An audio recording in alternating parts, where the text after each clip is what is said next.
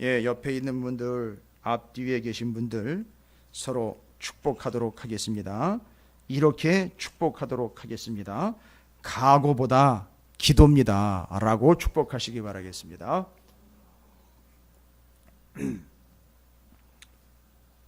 제가 성도님들 만나서 이야기 나누다 보면 뭐 제가 이렇게 하겠습니다. 저렇게 하겠습니다. 뭐 제가 막 하여튼 은혜 받은 순간에는 뭔 소리는 못 하겠습니까? 제가 많이 속아봤어요. 그래서 현명한 분들은 얘기를 안 해요. 그냥 은혜 받았어요. 은혜 받은 걸로 꾹 닫고 있다가 실제로 이제 그 은혜를 나누는 걸로 아마 대신하시는 것 같더라고요. 참 지혜로운 것 같아요. 은혜 조금 받았다고 그냥 뭐 난리가 나가지고서 막 이렇게 해야 되고 뭐 저렇게 해야 되겠다고 했는데 나중에 보면 막 흐지부지 돼 버리죠. 그리고 옛날로 돌아가 버려요. 여러분 그거 무서운 얘기거든요. 은혜 받는 것 같은데 옛날로 또 돌아가 버립니다. 그게 성경에 요즘 일주일 내내 그것 때문에 제 마음이 좀 무거웠었어요. 누구 때문에 무거웠다는 게 그 말씀이 너무 우리의 현실과 너무 맞아떨어지고 그 보여요. 아주 콕 찍어가지고 누구한테 보이고 다 보여요. 저한테도 보이는데요. 그럼 뭐 아니라 할 수 없어요. 부정할 수 없고 애써 외면할 수가 없거든요. 옛날 모습이 또 나와요. 뭐 은혜를 받았다고 하는데 제가 목사가 되고 난 다음에 안수받고 2005년도에 제가 안수받고 목사가 됐거든요. 그러니까 10년이 넘었죠. 예. 단임 목회한 것은 지금 거의 20년째 되고 있어요. 전도사까지 치면은요, 20년이 훌쩍 넘었죠. 거의 30년 가까이 돼가고 있습니다. 세상에나. 제가 벌써 그런 연령대가 돼버렸네요. 그런 짬이 돼버렸어요. 그 표현으로 군대 용어인데. 그런데 은혜 받았다는 얘기 정말 수두룩하게 들었어요. 그런데 은혜는 은혜고, 정말 네 집에 이름이 돼버렸고, 그리고 자꾸 변하지 않는 모습으로 옛날로 돌아가 버리는. 성경에 이게 참 무서운 얘기로 표현이 됐어요. 무슨 얘기냐면 옛날로 자꾸 돌아가 버리는 거죠. 요즘에 우리가 히브리서도 말씀을 나누고 있지만 자꾸 옛날로 돌아가 버리려 하고 계속 가야 되는데 멈춰서 돌이켜가지고선 중도 하차를 하게 되고, 그리고 심지어 옛날 게 자꾸 드러나죠. 여러분 이게 별거 아닌 게 인간의 본성이 원래 그렇습니다. 여러분 이런 식으로 변명거리를 삼지 마십시오. 이건 큰일 날 일입니다. 인간의 본성이 원래 그렇죠. 아니요. 가론 유다 이야기가 성경에 분명 오늘도 얘기 나올 텐데 자꾸 옛날 게 나오고 그전 것으로 자꾸 돌아가 버리는 것, 이걸 뭐라고 얘기하면 제곳으로 돌아가 버렸다라고 얘기를 해요. 복음서에서는 제곳이라는 표현이 안 나오는데 사도행전 1장 25절에 유다는 이 직무를 버리고 제곳으로 갔습니다 라고 나와 있어요. 제곳이요. 여러분 우리나라 속담에도 비슷한 얘기가 있어요. 예? 변하지 않는, 바뀌지 않는. 예? 그거는 좀 버릇을 키워간 거죠. 제 곳으로 돌아가고, 여전히 옛날로 또 돌아가 버리고. 아하! 그래서 제 버릇 남 못 준다라는 표현이 어떻게 참, 그 제 버릇이요. 그 제 버릇이라는 게 성경적으로 표현, 제 곳이에요. 무서운 얘기입니다. 제 곳. 여러분, 누가복음 22장 전체가 이제는 실질적으로 주님의 제자들 이야기, 주님이 실질적으로 이제 고난을 받기 위하여 예루살렘으로 들어가서 이제 겪게 될 모든 이야기들에 대해서 유월절 준비하고 마지막 만찬 이야기하고 거기에서 실제로 가룟 유다가 배신할 것 다 이야기되고 있고요. 다 아주 이제 실질적인 내용들로 22장부터 시작이 됩니다. 근데 여전히 우리는 전체적인 큰 그림은, 누가복음 전체적인 큰 그림은 주님과 제자들 사이의 제자도, 이 제자도가 제대로 확립이 되려면 스승이신 그분의 삼위일체 하나님의 무엇을 인정해야지만 이게 이루어질 수 있다는 거죠. 그 권위의 문제를 분명히 인정해야지만 이건 이루어진다는 얘기입니다. 교회 안에 목사의 권위가 이루어지는 얘기를 하는 게 아니에요. 목사의 권위는 삼위일체 하나님의 권위가 세워지면 당연히 세워지는 거예요. 그리고 목사의 권위는 다른 권위로가 세워지지 않고 말씀의 권위로 세워집니다. 사도적인 권위와 그 말씀의 권위 때문에 목사의 권위는 세워지는 것이지 그 어떤 이유로 다른 것으로 세워지지 않습니다. 그래서 그 권위 문제에 대해서 이야기할 때 누가복음 22장도 여전히 권위 문제에 대해서 계속 말씀하고 있다는 거죠. 그래서 이번 한 주간 월, 화, 수요일 오늘까지 22장 내용들을 새벽마다 말씀을 나누면서 계속해서 권위에 대한 이야기들이 정리가 됐어요. 새벽기도 월요일 것만 지금 올라와 있는 것 같은데 이틀치가 아직 안 올라와 있는 건 화요일하고 수요일 오늘 것까지는 안 올라와 있는 것 같은데 나중에 한번 다시 살펴보시면 될 것 같은데 그걸 오늘 잠깐씩 정리를 좀 해드리고 오늘 본문에 제자들이 누가 크냐라는 그 질문과 그 분쟁 그 이야기 이 정말 쓴물이 올라오고 있어요. 정말 밑바닥에 있는 게 다시 올라오고 있죠. 제곧 이야기가 다시 나오고 있습니다. 누가 더 크냐라는 것과 예수님께서 베드로에게 그 수제자 첫 번째 제자죠. 수제자고 1등 제자라고 할 수 있는데 그 제자한테 뭐라고 얘기합니까? 네가 나 모른다라고 부인할 거야. 이런 얘기까지 해야 됩니다. 자, 그러기 전에 앞에서 무슨 얘기들이 기록이 되어 있느냐? 22장 1절부터 6절까지는 뭐예요? 유월절이라는 무교절이 다가오며 대제사장들과 서기관들이 예수를 무슨 방도로 죽일까 궁리하니 이는 그들이 백성을 두려워합니다. 여러분 누굴 두려워했다고요? 백성을 두려워. 여러분 두려움이라는 이야기 제가 말씀드렸어요. 정말 누구를 두려워해야 되느냐? 누구를 두려워해야 됩니까? 성경에 있는 본문의 말씀대로 하면 나를 죽이는 자를 두려워할 게 아니라 죽고 난 후에 나를 지옥에도 던질 수 있고 천국에도 보낼 수 있는 실질적 권한을 가진 그분을 두려워해야 된다라는 것이죠. 누구를 두려워하고 있느냐가 탁 들어닿죠. 그러니까 이건 진짜로 말하자면 권위, 권세, 누구의 권위, 누구의 권세 아래에 놓여 있느냐가 증명이 되는 얘기죠. 그 다음에는요 3절 12 중에 하나인 누구예요? 가롯인이라 부르는 유다에게 사탄이 들어갔다라고 나와 있습니다. 사탄이 들어갔어요. 그리고 그 사탄이 들어가는 순간 어떤 일이 발생됩니까? 유다가 대제사장들과 성전 경비대장들에게 가서 예수를 어떻게 해요? 넘겨줄 방도를 의논하며 그들이 기뻐하고 돈을 주기로 언약하는지라 유다가 허락하고 예수를 무리가 없을 때 넘겨줄 기회를 찾더라. 참 음모와 배신의 아이콘 바로 가롯 유다 이야기입니다. 그런데 재밌는 표현이 나와 있어요. 3절에 가롯인이라 부르는 유다에게 어떻게 됐어요? 사탄이 들어갔어요. 아니 지금까지 가롯 유다는 누구의 권위 아래에 있었죠? 누구를 따라다니고 있었느냐 하면 예수 그리스도를 따라다니고 있어요. 근데 사탄이 어느 순간인가 치고 팍 들어갑니다. 아니 들어가 버렸다 그랬어요. 아니 그 안으로. 여러분 이게 어떻게 해서 이런 일이 발생될까요? 어느 순간에? 어렵지 않아요. 여러분 지금까지 이 말씀을 전체적인 큰 그림에서 중간 그림인 권위의 문제로 딱 정리가 끝냈기 때문에 사탄이 팍 치고 들어가는 순간 이건 아주 깔끔하게 정리가 됩니다. 어떤 순간인지 그 순간이에요. 사탄이 치고 들어가는 그 사탄이 치고 들어갔다는 얘기는요. 가룟 유다가 그 순간 이후로 그렇죠. 사단의 권위 아래로 들어간 거예요. 와우. 그러면 뭐라고 이야기할 수 있어요? 어떻게 사탄의 권위 아래로 들어갔다라는 것. 지금 사탄의 권위 아래로 들어갔다는 얘기는 사탄이 누구에게로 들어갔다는 얘기를 얘기해요. 사탄이 가롯 유다에게로 들어가는 순간 이 가롯 유다는 누구의 권위 아래에 들어가는 거죠? 사탄의 권위 아래에 들어가. 그럼 여러분 이 포인트가 어떤 포인트겠느냐 이거예요. 지금 제가 뭘로 설명을 했습니까? 그렇지요. 권위라는 걸로 설명을 했어요. 그러면 어느 순간 이런 비참한 일이 발생된다는 얘기입니까?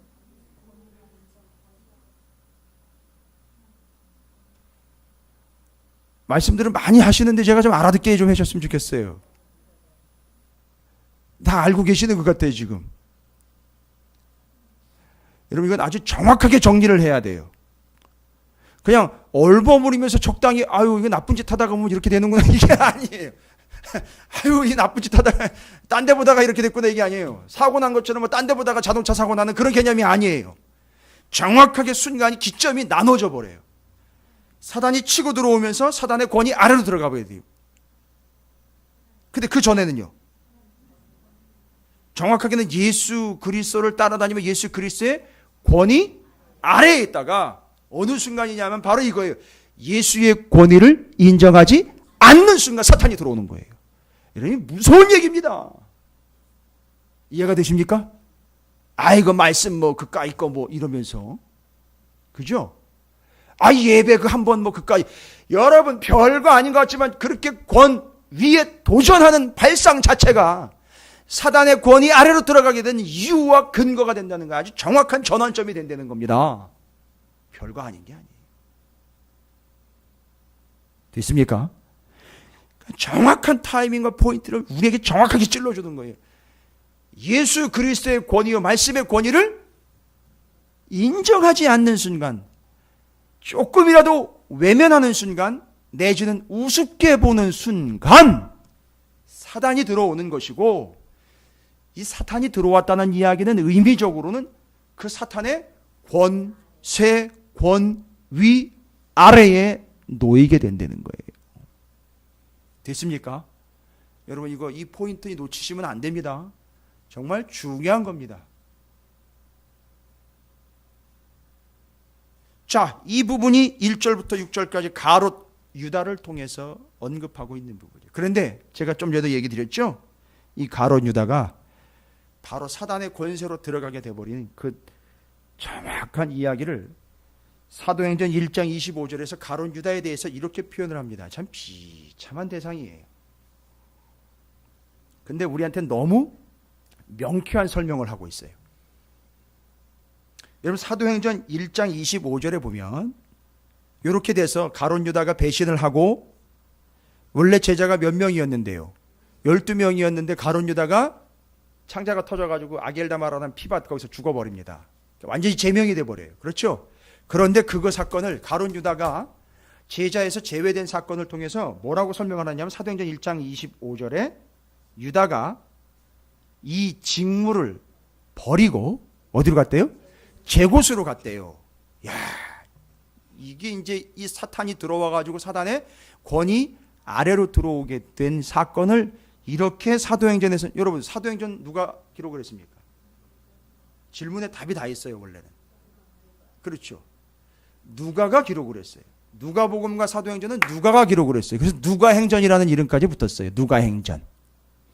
그러니까 지금 누가는 일맥상통하게 가롯 유다의 22장 1절부터 6절까지 배반 사건과 사도행전 1장 25절에 11명의 사도에서 한 명의 사도를 더 충원해야 할 때 가롯 유다에 대해서 뭐라고 얘기를 했느냐 하면, 그가 그 직무를 버리고 끊어버리고 멈추고 돌아갔다. 히브리서 얘기랑 똑같은 얘기라고요. 무시해버렸다는 얘기예요. 멈췄다, 끊었다, 돌아가 버렸다, 여기서 그냥 종쳤다 이런 얘기예요. 그리고 어떻게 됐다고요? 제곳으로 돌아갔다는 얘기. 제곳. 그러면 제곳이 어딜까요? 제곳이요. 원래 있던 곳이에요. 그죠? 원래 있던 곳이고 툭 하면 돌아가는 곳이고 여차하면 따라가는 곳이고 방심하는 순간 끌려가는 데예요. 그리고 원래 있던 곳이에요. 누가요? 원래 있던 곳이라고요. 누가? 예? 제곳이라는 말이 원래 있던 곳이라고요. 그 사람이. 누가? 지금 누구 얘기하고 있어요? 유다요. 그러면 그 제곳이 뭡니까? 제곳이 어딜까요? 제곳이 지금 가롯 유다는 어디가 있습니까? 지옥에 가 있죠. 음부에 가 있는 거예요. 그런데 가롯 유다는 거기가 제곳이에요. 요거를 제가 지금 몇 번째 설명을 드리는 겁니다. 이 제곳이라는 표현이 아까도 말씀드렸죠. 자꾸 옛날 거 나오고 정말 아주 지긋지긋할 정도로 속성이 변하지 않는 그 속성. 제곳이에요. 그런데 이 제곳이라는 표현을 어떻게 했느냐면 이렇게 표현을 해놨어요.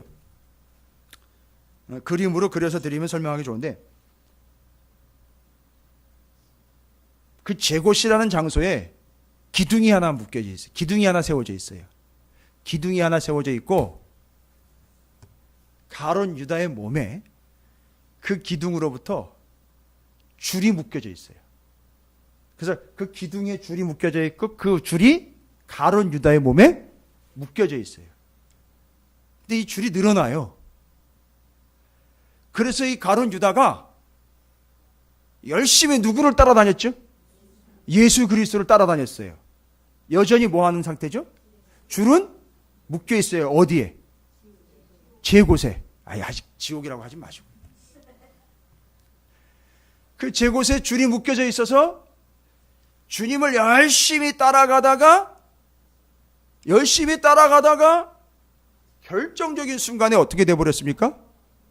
이 줄이 더 이상 늘어나지를 못하고 어떻게 돼버렸죠? 마치 그렇죠. 여러분 고무줄 놀이 해보셨죠? 그 검정 고무줄 머리에다 묶어가지고선 쫙 당겼다가 탁 넣어버리면 그 이마로 가가지고 그냥 쫙 소리가 나면서 엄청난 고통을 낳게. 여러분 바로 이런 현상인 거예요. 가룟 유다가 바로 그 제곳에서 하나님의 은혜로 어떻게 됐느냐면 주 예수 그리스도의 권위 아래로 들어왔어요. 그런데 이 권위에서 벗어나는 순간 사단이 들어왔고 사단의 권세 아래로 들어가 버리면서 어디로 가버렸다는 얘기죠? 제곳으로 가버렸어요. 원래 그 사람의 속성과 본성은 그쪽으로 계속 가버리는 거예요. 여러분 신앙생활 하시면서 여러분 상처받지 마세요.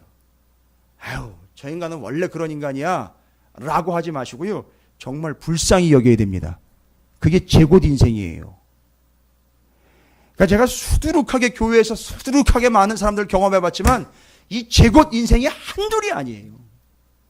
말하는 거 행동하는 거 보면 계속 옛날로 돌아가는 거예요. 왔다가 돌아갔다가 왔다가 돌아갔다가 계속 그 짓을 하고 있는 거죠. 근데 여러분 그곳은 사단이 통로가 되어 물론 하나님이 다 주관하고 계시지만 그 잠정적인 권세는요 죽음의 권세 아래 놓이는 거 아닙니까? 그렇죠? 생명의 권세 아닌 죽음의 권세예요. 저곳으로 돌아간다는 이야기는 바로 그거예요. 자꾸 옛날 습성 얘기하지 마십시오. 자꾸 옛날 습성, 옛날 습관 이야기 돌아가는 거 그 인간의 본성이고 연약한데 어쩔 수 없어. 그런 얘기 하지 마시라고요. 결론은 뭐예요? 저곳으로 그냥 가서 죽어버린다는 얘기예요. 권세가 사단의 권세 아래 들어간다는 죽음의 권세 아래 들어간다는 얘기. 안 되잖아요. 어떻게 해야 됩니까, 여러분? 이거 어떻게 해야 됩니까? 예? 오늘도 저곳으로 돌아간 사람이 한둘이 아니에요.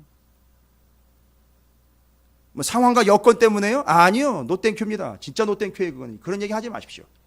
제곳으로 돌아가 버렸어요. 여기 어떻게 해야 됩니까? 가룟 유다 이야기로 이 부분 정리해야죠. 빨리. 애들 장난감 요요라는 거 있잖아요. 나갔다가 쑥 들어와 버려요. 고무줄처럼 땡겼다가 다시 또 돌아가 버려요.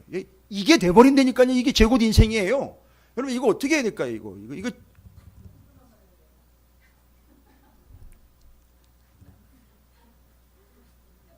근데 여러분 누가 끊어주지 않아요.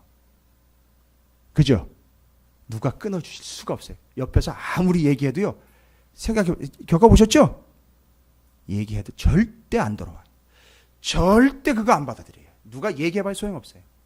어떻게 해야 될까요? 뭘 도구를 가지고 끊을 수가 없어요. 어떻게 끊어야 될까요? 맞아요. 끊는 건 맞아요. 어떻게 해요? 예? 이거 어떻게 끊어야 돼요? 교사분들 대답하십시오. 제가 얘기 드린 것 같은데. 기억이 잘 안 나세요? 어떤 도구를 써서도 끊을 수 없어요, 여러분. 근데 끊기는 끊어야 돼요. 끊을 수 있어요. 그럼 어떻게 끊어야 될까요? 예? 여차하면 어떻게 된다고요? 다시 땡겨가지고 안 되니까요. 그러니까요. 어떻게 해야 돼요? 예?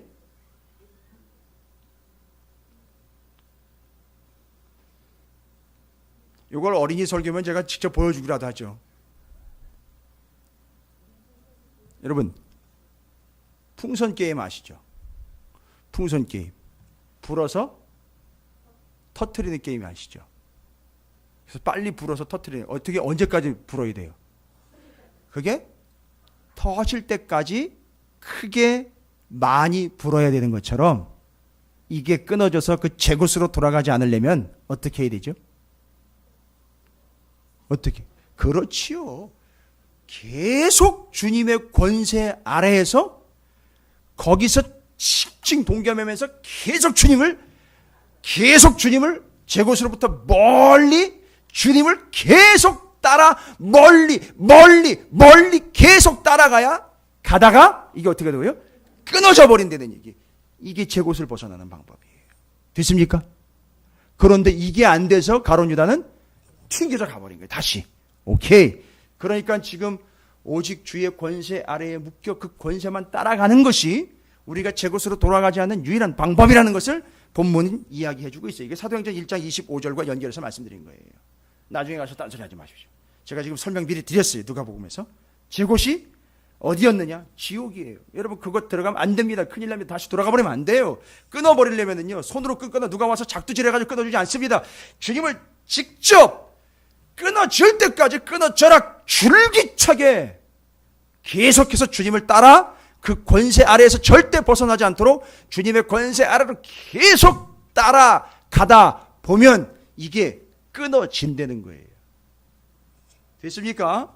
이게 그 권세에 대한 이야기. 그래서 그 권세, 주님의 권세, 말씀의 권세, 진리의 권세, 삼위일체의 권세, 하늘의 권세를 외면하거나 무시하거나 조금 소홀히 여기는 순간 어떤 일이 발생된다는 거죠? 사단이 치고 들어와 누구의 권세 아래 놓이게 된다? 사단의 권세 아래에 놓이게 되고 결론은 어떻게 되어버린다? 제 것으로 돌아가 버린다. 그런 방법은 뭐라고요? 죽기 살기로 끝까지 주의 권세를 인정하며 주의 권세를 따라가는 존재로 살아가야 끊어버릴 수 있다는 사실입니다. 할렐루야. 어느 순간 되면 주님이 붙잡고 놓아주지 않습니다. 그게 주님인 거예요. 그래서 뭘 어떻게 해야 될까 몰랐는데 주님만 따라가면 끊어진다는 거예요. 주님만 따라가면 대답이 된다는 거죠. 예, 맞습니다. 그 주님의 권세, 권위를 이렇게 인정하시라는 얘기입니다. 그 다음에 이어지는 게 7절부터 13절까지 6월절 준비하는 거예요. 그죠? 그럼 가룟 유다 이야기 잘 기억해 놓으세요. 누가는 그걸 일부러 거기다가 앞에다가 22장 시작할 때 그렇게 적어 놓은 거예요. 그 사람 얘기를요. 그 다음에 22장 7절부터 13절까지 보니까 6월절. 6월절을 준비하기 위하여 뭐가 필요하죠? 6월절에 그 제자들과 예수님이 함께 6월절을 보내게 될 7절부터 13절까지예요. 뭐가 필요한 거죠? 예? 6월절을 준비하여 우리로 먹게 하라. 여짜오되 어디서? 지금 뭐가 필요한 거? 그렇죠. 장소가 필요한 것이죠. 여러분 예수님이 예루살렘 입성하실 땐 뭐가 필요하셨었죠? 그렇죠. 나귀. 여러분 그 이야기와 이 이야기는 쌍이에요. 예? 그러니까 둘 다 뭐의 문제는 권위의 문제를 예수께서 얘기하는 거죠. 거기선 묶였던 나귀 새끼를 풀어서 주님이 그걸 타고 들어오셨고 들어와서 지금 6월절을 지내셔야 되는데 뭐가 필요한 것이죠? 장소가 필요한데 그 이야기랑 이 이야기랑 많이 닮아 있어요. 어떤 의미에서 닮아 있습니까? 너무 무대뽀예요, 주님이. 그죠? 여러분 그걸 그런 식으로만 이해하시면 안 돼요. 주님이 아주 주도적으로 명령하시고 계시고 주님의 권위 아래에 나귀 새끼 주인과 방 주인이 꼼짝없이 순종하고 있다는 걸 여러분 보실 수 있죠. 이거를 얘기하는 거예요, 여러분. 주님이 깡패라는 얘기가 아니에요. 신앙이 깡패, 믿음이 깡패라는 얘기가 아니에요. 이 나귀 새끼 주인과 방, 집 주인이 어떤 반응을 보이는지를 봐야지 되는 거예요. 근데 둘 다 나귀 새끼 주인도 그렇고 이 다락방 주인도 그렇고 한마디 이런 만구도 하지 않고 그냥 그대로 내어드립니다. 와우, 이건 대단한 사건이죠. 그러니까 이 얘기는 뭡니까? 그 나귀 새끼 주인과 이 방 주인이 다 순종이요. 뭐 때문이죠? 예수 그리스도께서 직접 명령하신 거죠. 거기에 그냥 토달지 않고 바로 꿇어버렸다는 얘기죠. 이걸 얘기하는 겁니다. 그러면서 여기 두 사건이 그 나귀 새끼 사건은 19장 28절부터 35절이에요. 여기 지금 6월절 방 필요해서 방 하나 구해와 했는데 가면 누구 만날 거야? 그러면 그 사람이 받아들일 거야? 할 거야? 했을 때에 바로 22장 7절부터 13절까지 그 사이에 누가 끼어 있어요? 예? 아니 좀 전에 얘기 드렸잖아요. 가롯 유다가 끼어 있단 말이에요. 그러니까 지금 누구와 누구를 대조하고 있는 거예요. 가롯 유다, 그것도 12제자 안에 들어왔던 12제자요. 12제자. 12제자, 12이라는 숫자 안에 들어왔던 자인데 요즘으로 치면은요. 예? 요즘으로 치면은요. 예수님 당시에 12이라는 숫자 안에 이미 들어와 있는 사람이에요. 요즘으로 치면 어떻게 연결이 안 되실까요? 교회 안에서 나름대로 목소리를 좀 낸다는 것들 있잖아요. 그죠? 예. 그건 겉이에요, 겉. 그런데 그 중에 가룟 유다가 있는 거예요. 그런데 그가 누구랑 비교가 됩니까? 이름도 소개가 안 되고 있는 나귀 새끼의 평범한 주인. 이름도 소개가 안 되고 있는 한 방의 주인. 물론 이제 이 나중에 다락방 이야기는 이제 나중에 마가복음에 가면 마가의 집이 아니겠느냐 이런 얘기까지 나오고 있는데 그건 이제 나중 얘기. 누가는 그걸 관심 갖고 있질 않아요. 그런데 그 12 중에 하나인 가룟 유다는 중간에서 그 권위를 완전히 무시해가지고 제 곳으로 돌아가 버린 반면에 이 나귀 새끼 주인과 방 주인 생각을 해보시라는 얘기예요. 철저하게 순종을 해버립니다. 놀랍게도요. 그렇죠. 이름도 기록이 안 돼 있지만 이 사람들은 분명히 그 권위 아래 놓여있는 자들이었고 제 곳으로 돌아간 사람들이 아니라 원래 가야 할 곳으로 가버린 구원받은 자라는 게 이제 대조가 되겠죠. 그래서 둘의 이야기를 대조시킵니다. 가룟 유다의 이야기와 나귀 새끼 주인과 방 주인 이야기를 대조시키는 거예요. 그래서 둘이 어떤 대조가 되느냐? 그 권위에 절대 복종하여 순종한 자들과 그 권위를 벗어나버린 한 비참한 영혼, 비록 12이라는 숫자 안에 들어와 있었지만 제 곳으로 돌아가버린 비참한 영혼을 완벽하게 대조를 시키고 있습니다. 여러분 이게 본문의 매력이에요. 그걸 뭐라고 표현하느냐? 여러분 본문에서 각각 그 권위에 대해서 이야기할 때 나귀 새끼, 그 나귀 새끼 주인, 여러분께서 이미 앞선 본문인 19장 28절부터 35절에 그 나귀의 뭐라고 표현이 되느냐면 주인을 임자라고 표현했어요. 임자. 우리 어르신들이 부를 때 임자 이런 부르는 그런 분이 아니라 임자, 맡은 자, 주인이라는 얘기고 여기 다락방, 여기 빈방 다락방에 뭐라고 표현해? 집 주인이라고 나와 있어요. 그렇죠? 이해가 되십니까? 그러니까 지금 둘의 이야기에서 뭘 이야기할 수 있냐면 그 나귀의 임자와 집 주인이라는 말이 잘 보시면 누구의 명령에 의해서 예수 그리스도의 명령에 의해서 그 나귀 새끼와 그 방이 누구의 것이 되어버립니까? 예수님의 것이 되어버려요. 그러니까 진짜 임자와 진짜 주인이 누구라는 게 드러난 거죠? 예수 그리스도라는 거예요. 여러분 그러니까 이 권위 문제를 이렇게 지금 설명을 하고 있는 거예요. 누가는 누가 진짜 임자이며 누가 진짜 집 주인이냐. 여러분 이 임자와 집 주인이 왜 제가 지금 이 표현을 나누어 가지고 설명을 드리냐면 그분이 임자가 되시면 어떤 현상이 발생됩니까? 그분이 임자가 되시면 그분이 어떻게 해요? 임자는 어디에 나왔습니까? 나귀 새끼. 그분이 임자가 되면 어떻게 되는 현상이 나오죠? 그분이 그 나귀를 제가 여러 번 얘기 드렸는데 그래서 현재 그 주님이 그것을 사용 중. 주님이 임자가 되시면 사용 중. 됐습니까? 그런데 집 주인이 되면 어떻게 된다고요? 거기로 어떻게 들어오신. 그렇죠. 맞아요, 집사님. 거하신 거예요.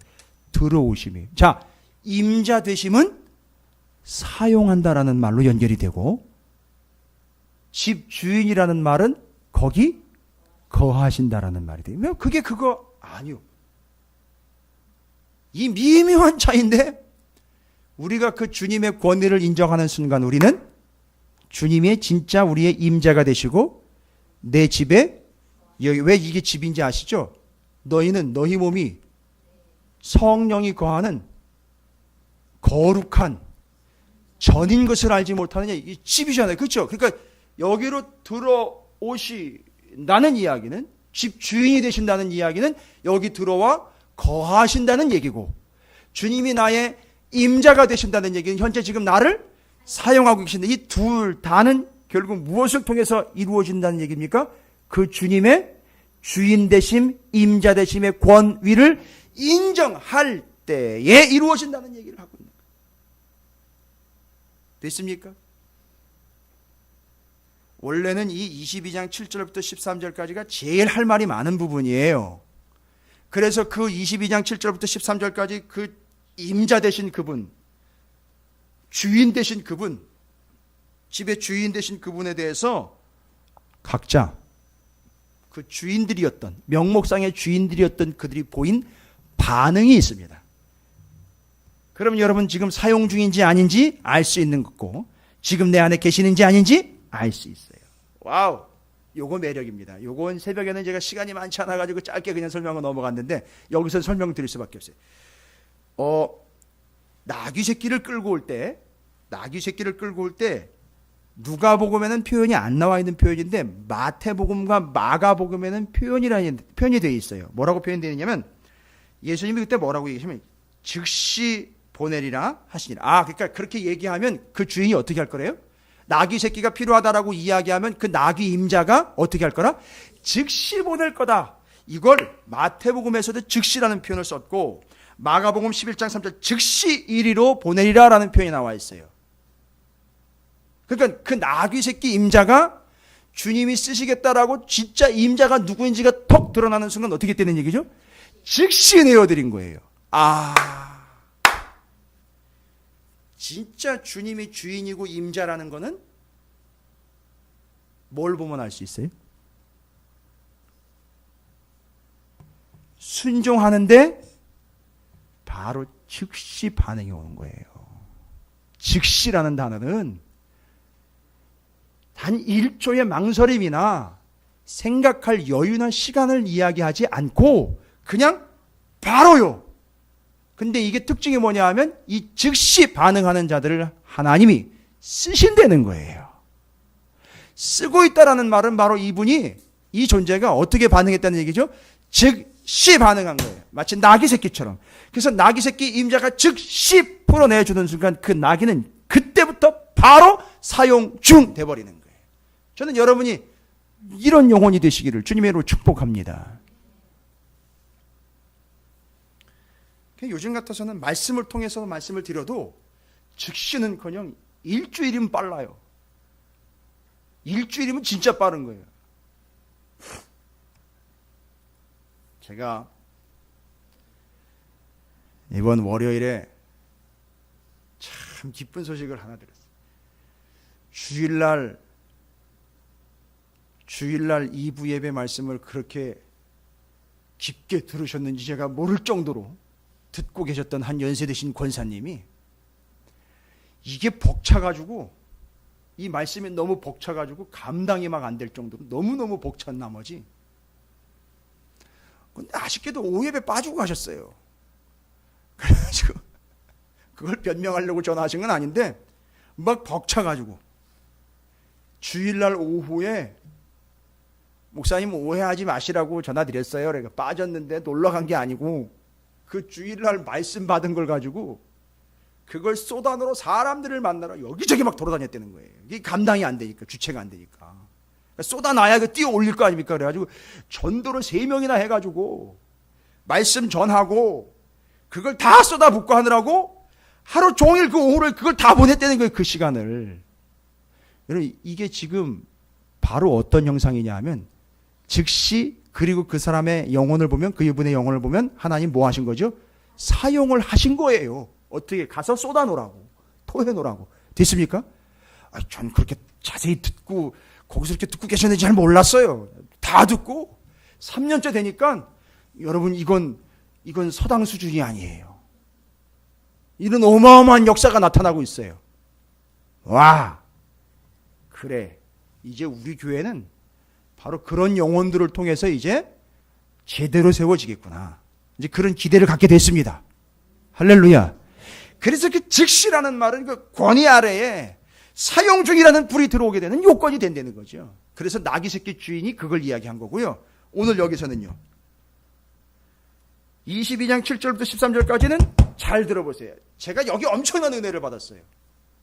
뭐라고 나와 있느냐 하면, 큰 다락방을 준비하는데 12절에 보면, 그러면 그가 그 자리를 마련한 큰 다락방을 보이리니 거기서 준비하라 하시니. 준비하라는 건 제자들이 준비하라는 건 유월절 준비하라는 얘기였고, 그 집 주인은 그 자리를 어떻게 했대요?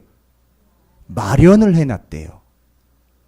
여러분 이거 그냥 넘어가셨지 지금까지. 그 집 주인은 그 방을 어떻게 해놨대요?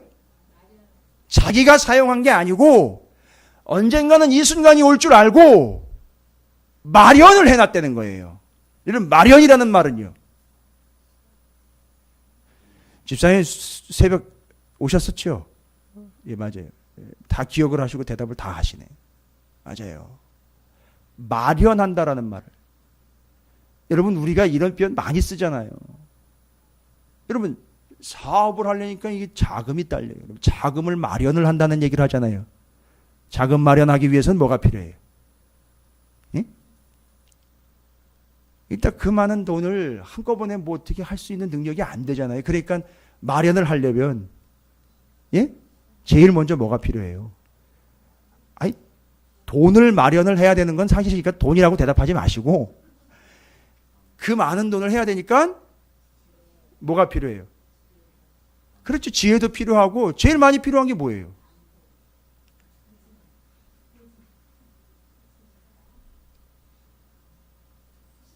바로 그냥 다 준비가 되던가요? 그러니까 뭐가 필요해요? 시간이 필요해요. 그러니까 여기 마련했다라는 말은 그렇죠. 시간을 충분히 두고 언제부터인지 모르지만 어쩌면 그 집을 지어서 거기 살 때부터 그 방은 주님의 유월절을 위한 방으로 그때부터 한참 전서부터 어떻게 준비됐을까요? 충분히 시간을 두고 천천히 준비가 됐겠죠. 그리고 그 방으로 주님이 들어오신 거죠. 와. 여러분 이 두 개의 차이를 아시겠어요? 즉시라는 말과 마련을 해놨다라는 말이 둘 다 무엇을 인정하지 않으면 절대 나올 수 없죠. 그것을 사용하시고 거기에 들어가실 그분의 권위를 인정하지 않는다면 될 수가 없어요. 즉시는 바로잖아요. 마련했다라는 말은요. 시간을 들고 꾸준히 준비해 왔다는 얘기인 거예요. 여러분 이 두 가지가 우리 인생의 병행이 돼야 된다는 겁니다. 이걸 주님의 권위를 인정하지 않으면 이건 절대 될 수가 없어요. 됐습니까? 본문이 너무 풍성해가지고 내용이요. 제가 지금 핵심적인 것만 요약을 하는데 시간이 벌써 이렇게 갔어요. 그 다음에 마지막 만찬에 대한 이야기입니다. 14절부터 23절까지 마지막 만찬.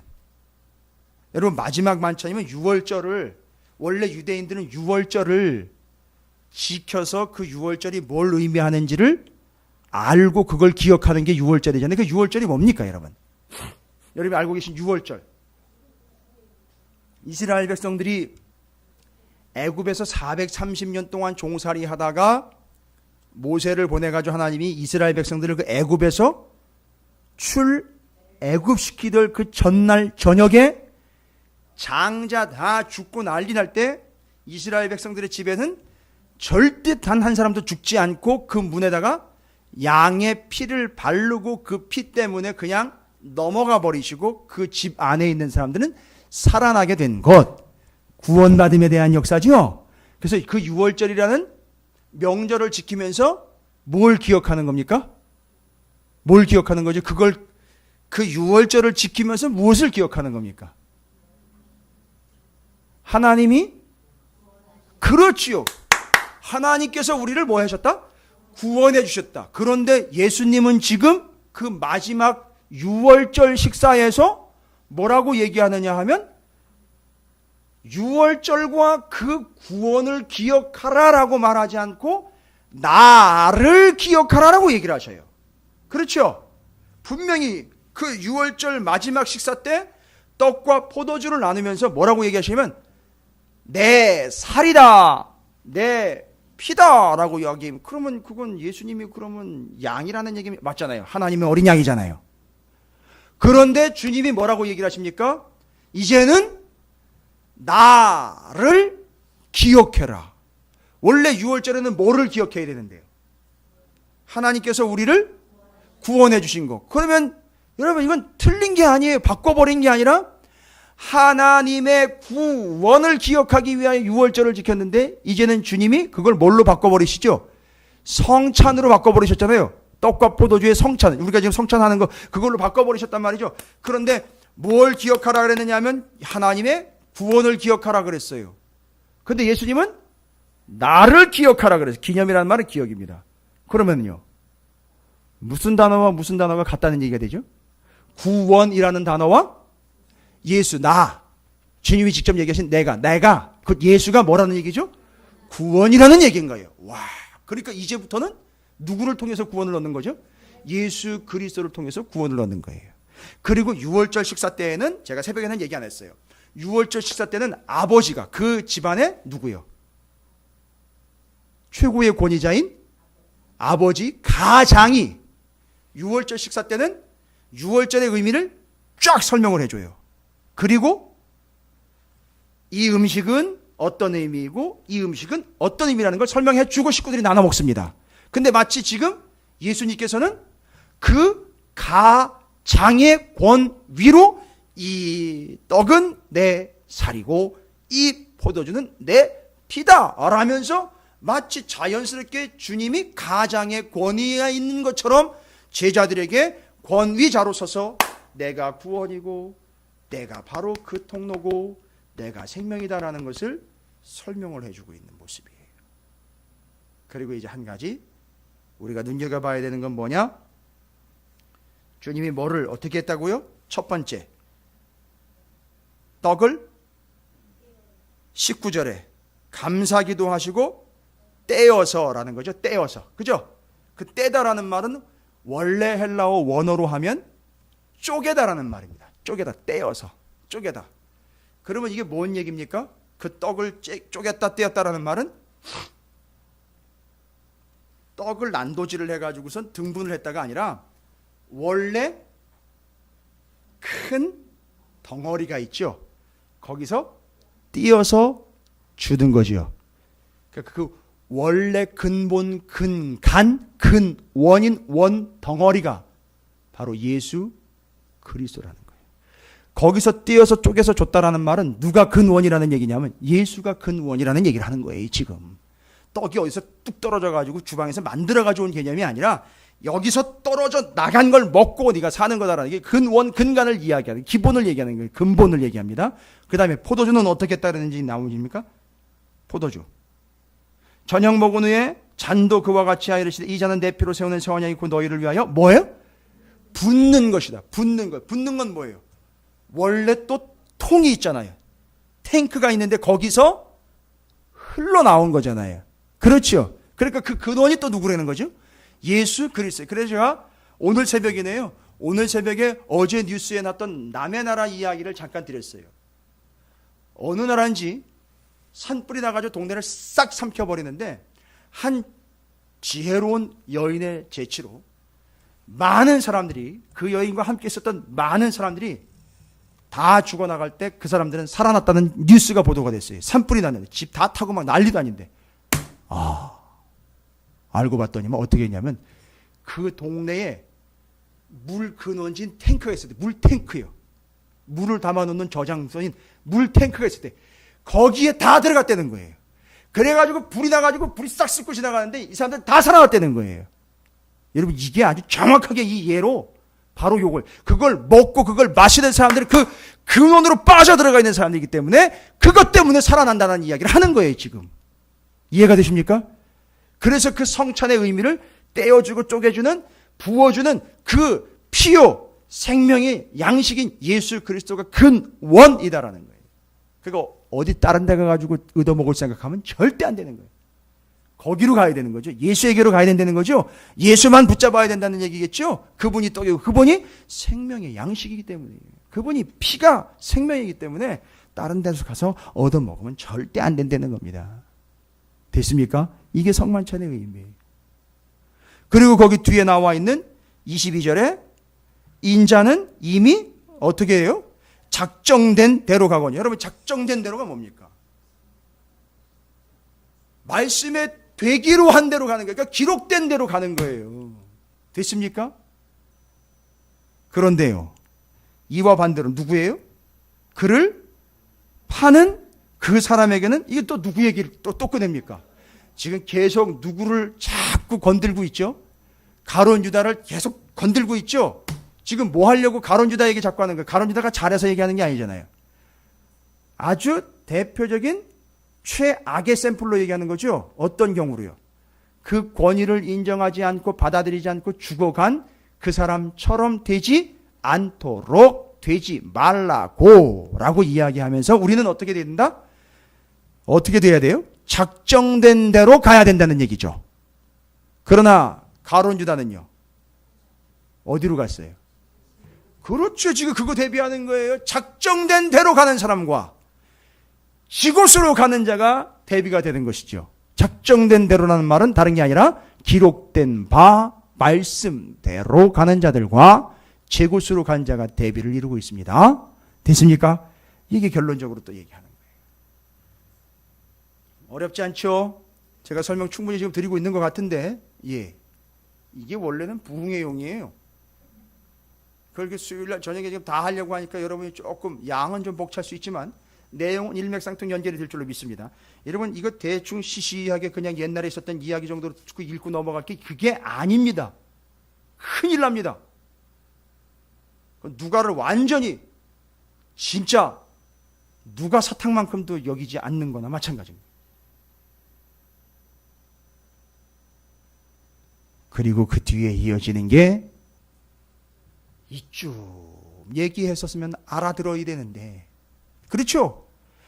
계속 얘기를 했잖아요. 아우, 나귀 새끼 임자 얘기도 하고 방 주인 얘기도 하고 가룟 유다 제곳으로 돌아가 버리는 이야기도 하고 예수님이 성만찬에 그거 내 덩어리 떠서 주고 내가 부어주고 뭐 하는 것, 그리고 작정된 대로 가야 된다고 다 얘기했어요. 그렇죠? 그런데 24절부터 34절 오늘 우리 저녁에 읽은 거예요. 이 짓들 한다니까요. 기껏 말씀 듣고 이 짓 한단 말이에요. 다 봤는데도 이 짓 한단 말이에요. 뭐라고 얘기를 해요? 누가 크냐 다툼이 생겼대요. 그러니까 누구 제껴놓고요. 예수님이 최고고 예수님이 제일 큰 분인 거를 얘기를 했는데도 불구하고 그러면 그분 제껴놓고 우리끼리 누가 크냐 이 얘기를 한 거. 너무 마음이 아파요.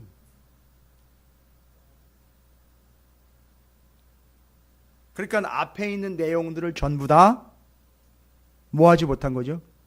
이해하지 못한 때는 얘기죠. 그러니까 이 비참한 이야기는 여기서 문제거리를 찾거나 뭔 다른 해석거리를 찾을 필요 없이 그 앞에 이미 제가 설명드린 그 내용들을 충분히 이해하지 못한 결과이기 때문에 우리도 그거 이해하지 못하고 그대로 권위에 복종하지 않는다면 어떤 현상이 발생됩니까? 이 찾으시는 교회 이 개척한 지 3년밖에 안 됐고 인원도 그렇게 많지도 않아 500명도 채 안 되는 그런 교회에서 무슨 짓 한다는 거죠? 맞아요. 제곳으로 가는 인간들이 수두룩하게 나올 것이고 그들의 특징이 뭐냐 하면 그렇게 들었어도 24절부터 무슨 짓을 해요? 네가 크냐 내가 크냐. 뭐죠? 네가 오르냐 내가 오르냐. 여러분 맞는 얘기 같은데 아주 교활하고 사악한 이야기. 네가 더 복을 많이 받았느냐 내가 더 복을 많이 받았느냐 이따위로 이야기를 합니다. 그래서 너는 복을 많이 못 받아서 너는 그 지경인 거고 나는 복을 많이 받아서 여기까지 이르렀다. 완전 바리새의 신 사두개주의가 교회 안에 자리 잡게 된다는 겁니다. 자, 저는 걱정 안 합니다. 욕을 할 수 없죠. 그 따위의 발상은 개나 줘버려라가 아니라 내버려 두면 어디로 가게 돼 있어요? 제곳으로 가게 되어 있습니다. 비참한 거지요. 비참한 겁니다. 제가 왜 이렇게 강력하게 말씀드린지 알겠죠? 여러분, 다음은 누구냐?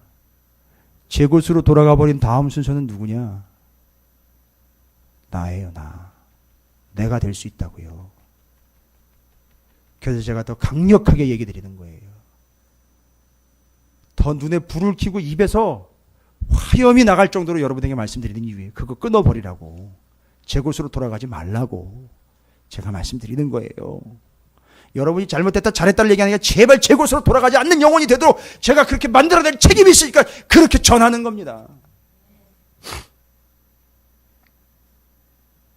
심지어는요, 누구에게까지 합니까? 베드로예요. 베드로예요. 시몬아 보라, 사탄이 너희를 밀가부르듯 하려고 요구하였으나. 뭘 하려고 하는 거죠? 사탄이 지금 치고 들어오려고 한다는 건 자꾸 이거 뭐 건드린다는 거죠. 가룟 유다한테 건드렸던 것처럼 계속 이딴 식으로 건드린다는 거죠.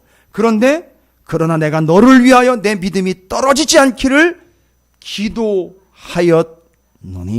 너는 돌이킨 후에 내 형제를 굳게 하라. 지금 여기 본문에서 이야기하고 있는 것, 자 보십시오. 심지어는요 수석이죠. 원래는 수석이 없다고 그래요. 수석은 돌을 많이 모으는 사람을 수석이 하는 사람이라고 얘기를 해요. 그래서 교회마다 뭐 수석 장로 뭐 이런 얘기 하는데 수석 장로가 원래 없어요. 그건 이제 돌을 많이 모으는 장로를 수석 장로라고 그래요, 그냥. 그런데 여기 지금 제자 중에 제일 넘버 원, 첫 번째인 베드로가 가장 심각한 타겟이 돼 버렸어요. 뭐죠? 네가 나를 뭐 한다는 거죠? 부인한다는 거예요. 외면한다는 얘기가 턱 나와 있어요. 주님은요, 그것에 대한 해결책으로요, 다른 거 얘기하잖아요. 주님은 그 베드로를 위해서 뭐 하신다 그래요? 여러분, 주님도 기도하십니다. 주님도 기도하세요. 어디 감히 주님을 따른다는 제자가 피조물이 어디 함부로 기도를 놓습니까? 어떻게 함부로 기도를 조절을 합니까? 그냥 기도하시면 돼요. 자, 이제 주님께서 원하시는 자는 누구냐? 전체적인 큰 그림에서는요, 주님께서 원하시는 자는 어떠한 자가 되어야 되는 것이죠? 그 주님의 권위 아래에 있는 자예요. 그걸 인정하는 자죠. 오늘 본문에서는 이제 27절부터 쭉 얘기합니다. 그 권위를 인정하는 자들의 특징 얘기합니다. 첫 번째, 그들은요, 앉아서 먹는 자가 크냐 섬기는 자가 크냐. 어떤 자가 된다는 거죠? 그 권위를 인정하면? 예? 어떤 자가 된다는 거죠? 섬기는 자요. 섬기는 자가 된다는 거죠. 그 권위를 인정하는 자로서 섬기는 자가 된다는 거예요. 여러분, 교회 안에 섬기는 자가 많다는 이야기는 겸손한 자가 많다는 이야기로 끝나는 게 아니라 누구의 권위가 제일 높임을 받고 있다는 얘기죠. 우리 주 예수 그리스도의 권위가 가장 큰 높임을 받고 있다는 증거입니다. 두 번째는요, 28절에 뭐가 있죠? 그 권세, 권위와 항상 함께 있는 자예요. 됐습니까? 섬기는 자예요. 주님과 함께 하는 자입니다. 세 번째는요, 29절에 뭐라고 나와 있죠? 내 아버지께서 나라를 내게 맡기신 것 같이 나도 너희에게 맡기겠다. 여러분, 맡긴다라는 말 나오면 뭐예요? 맡긴 자에게 구할 것은 충성인 거예요. 그렇죠. 지금 그 권위 아래에 있는 자는요, 첫 번째 섬기는 자, 그 권위 대신 예수 그리스도와 늘 함께하는 자. 세 번째, 그 권위로 맡겨주신 그 부분에 대해서 뭐 하는 자? 항상 충성을 다하는 자. 그 다음에 주님도 뭐 하셨어요? 베드로가 부인할 것 때문에 부인하지 않도록, 내지는 그가 부인한 후에도 돌아올 수 있도록. 그래서 저는 이걸 이렇게 해서 그래요. 주님이 베드로를 위해서 분명히 기도하셨죠? 결국 그 기도 때문에 어떻게 됐을까요? 그렇지요. 베드로가 부인했단 말이죠. 그 순간 어디로 가고 있는 중입니까? 제 곳으로 가고 있는 중에 어떻게 됐어요? 다시 돌아왔어요. 할렐루야. 뭐 때문이죠? 주님이 기도하셨기 때문에 그렇게 된 거예요. 할렐루야. 그러니까 그 권위 아래에 있는 자는 결국 이렇다 저렇다 얘기할 것 없이 주님처럼 뭐 하는 자입니까? 기도하는 자라는 사실입니다. 이게 뒤에 나와요. 겟세마네에서 기도하시던 예수 그리스도의 이야기가 뒤에 나옵니다. 그건 뒤에 가서 얘기할 거예요. 그럼 그의 권위를 인정한 자, 제가 네 가지 설명드렸죠? 기억나십니까? 그 권위를 인정하는 자라면 첫 번째, 섬기는 자가 되어야 될 것이며, 두 번째는요, 그렇죠, 그 권위와 늘 함께한다. 그 권위와 함께한다는 얘기는 그 권위 아래에 늘 있다는 얘기죠. 떠나가지 않는 거죠. 벗어나지 않는 거죠. 멈추지 않는 거죠. 돌아가지 않는 것이죠. 함께하는 겁니다. 세 번째는요, 그렇죠, 충성하는 자예요. 한번 해보시죠. 충성. 그렇습니다. 그거예요. 그게 권위를 인정하는 겁니다. 네 번째, 그렇지. 제 곳으로 돌아가 보지 아니도록 기도하는 자, 그들이 바로 그 권위 아래에 놓인 자들이라는 사실입니다. 여러분, 시간이 많이 갔어요. 근데 죄송해요. 여러분도 듣다 보면 시간이 많이 가는데 저도 전하다 보면 시간이 많이 가요. 일부러 시간을 늘리거나 줄이거나 할 능력이 없어요. 저한테는. 그냥 있는 걸 그대로 전하면 정확하게 저 시간이 되더라고요. 그래서 저는 항상 부흥회를 준비하고 있습니다. 부흥회가 아니라 사경회를 준비하는 거예요. 그러니까 여러분과 함께하는 이 1시간의 시간, 1시간이 넘었나요? 그 시간은 수많은 사경회의 시간인 거예요. 그러니까 우리 성도들은 시간마다 새벽 기도 때는 그게 불가능하지만 수요일과 금요일마다 사경회를 하시는 거예요. 괜히 또 덥다고 또 너무 또 사경을 헤매는 그런 개념이 되지 마시기를 바랍니다. 말씀으로 정리가 쫙 됐어요. 여러분, 제가 오늘 이 설명드린 내용들을 누가복음 22장 오늘 베드로 부인할 것까지 이야기는 34절까지 22장 1절부터 34절까지 한번 쫙 읽어보십시오. 아마 명쾌 통쾌 상쾌해질 겁니다. 쫙 정리가 되실 거예요. 야, 이게 이런 얘기구나. 쫙 이어지면서 어느 누구에게든지 여러분께서도 전하실 수 있고 그걸 토해내고 싶은 마음이 아마 드실걸요. 아무도 아멘을 안 하시는데 그렇게 될 줄로 믿습니다. 네. 그러니까 에스겔이요, 잘 보세요. 에스겔이 지난주에 하나님의 말씀을 잔뜩 먹는 이야기가 나오는데 에스겔에서 이제 4장으로 넘어가면 떡 구워 먹고 물 마시는 이야기가 나와요. 그 떡과 물이 뭘 얘기하는지가 거기서 이제 분명해지는 거예요. 아주 쉽게 얘기해요. 이번 주에도 에스겔서 기대하시기 바랍니다. 네. 여기 계신 분들은 다 기대하실 거고 안 오신 분들은 또 안 오셨기 때문에 기대하실 거고 아시는 분은 아시기 때문에 또 기대가 됐고 모르는 분은 또 모르기 때문에 또 기대가 될 것이기. 여러분께서 오늘 말씀의 그 전체적인 그림의 큰 그림과 그 중간 그림이 권위의 문제, 제자도의 문제, 그것을 복종하며 그 권위 아래에 있는 자들의 네 가지 특징에 대해서 우리가 설명했습니다. 여러분 모두가 다 절대 제 곳으로 돌아가지 않고 그 권위 아래에 늘 함께하여 섬기는 자요, 그 함께하는 자요, 충성을 다하는 자요, 기도하는 자로서 그 권위 아래에 놓이는 건강한 여러분 모두가 되시기를 주님의 이름으로 축원을 드립니다.